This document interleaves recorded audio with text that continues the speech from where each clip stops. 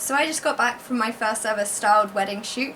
We managed to collaborate with a lot of other wedding suppliers to get 2 different looks, to get rings and veils and dresses, and I think we had a really good time. We were meant to have 3 different looks, 3 different dresses, 3 different veils. I was going to have 3 different outfits as well. But it's February, so the rain and the cold kind of shut down the shoot. But we were out there for a good few hours, and yeah, I think we had a good time. The shoot took place in a park in Birmingham, and I thought, hey, an outdoor shoot in the wood, forest, parkland, that'll be a really great time to try and do some hand fasting. So I made these ribbons last night. It was my first ever time making any kind of hand fasting cord or hand fasting ribbon, and I'm really pleased with how they came out. So I did an orangey yellow one, I did a blue, purple and white one, and I did a blues and greens one, and I managed to do an infinity knot with Steph and Brandon, so hopefully our videographer and photographer got some good shots of that. I'm thinking in the future I might try and do a hand fasting type video talking about what I've learnt about the ceremony itself, the meaning behind it. Obviously it's an old pagan tradition, so I find it really interesting. Obviously all of the colours have different meanings. I can't remember most of them right now, but yeah, I also think it would be fun to do a quick tutorial on how to do one of these.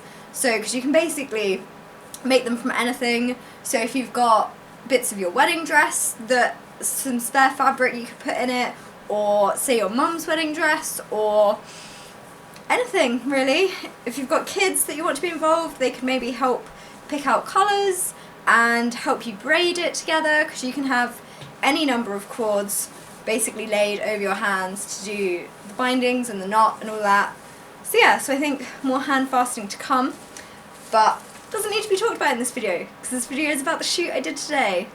So as I said, this was my first ever styled wedding shoot. I only trained as a celebrant last year, so I don't yet have many of my own photos or many testimonials of people working with me. So I thought a styled shoot with other suppliers and other people within the wedding business would be a really good way to network with people, get some good photos to use on my social media, and to help me understand how working with a couple, even if they're just models, or working with other photographers could go.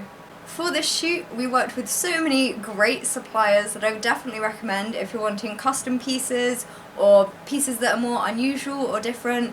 We had custom made Converse, we had custom made jewellery, custom made veils, dresses designed by the lovely Zanetta to really fit the theme that we wanted to go with, and all of these worked really well together so that we could really piece together the looks that we wanted.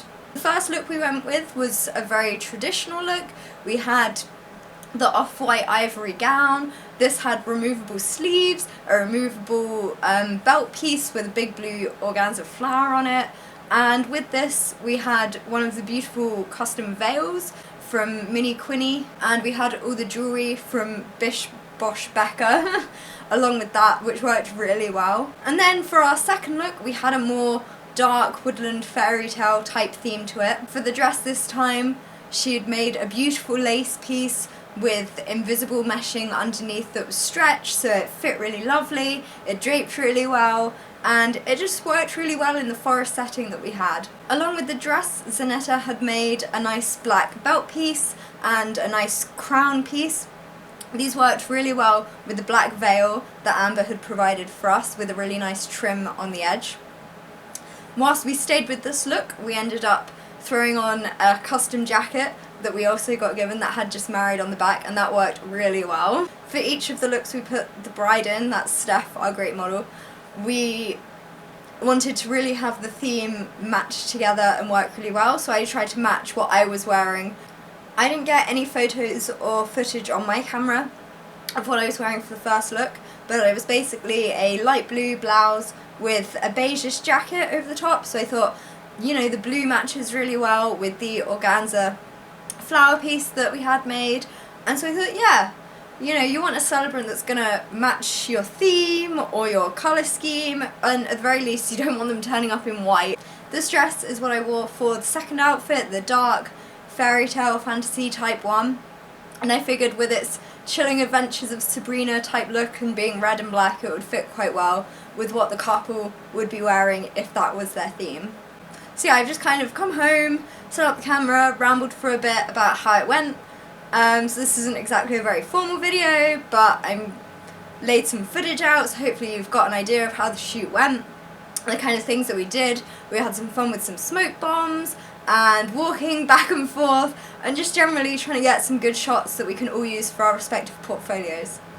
I would definitely say that if you're in the wedding industry and you want to take your brand a certain way, or you want to network with people, a style shoot is a really fun way to do that, and you get to know people and you have fun even if it's raining and cold in the middle of February, because we certainly still had fun. So yeah, I definitely recommend it, and I think I'd like to do more in the future because it was a good day and it'd be great to do it again on a day that's warmer or sunnier or with different themes and different people, different photographers. So as I said, we did the shoot in collaboration with a load of other wedding suppliers. All their details are listed down below, so you can check them out on Facebook and Instagram. I've obviously just shown you here the footage and pictures that I took on my camera. The proper photographer was Lee from Photography by Wills. He was accompanied by Ian from Ritual Visuals, who's a videographer. So I'm hoping over the next couple of months I'll be able to share some video and some photography and some really great shots and things that we got from this that are more professional than me just messing about behind the scenes filming everyone else working.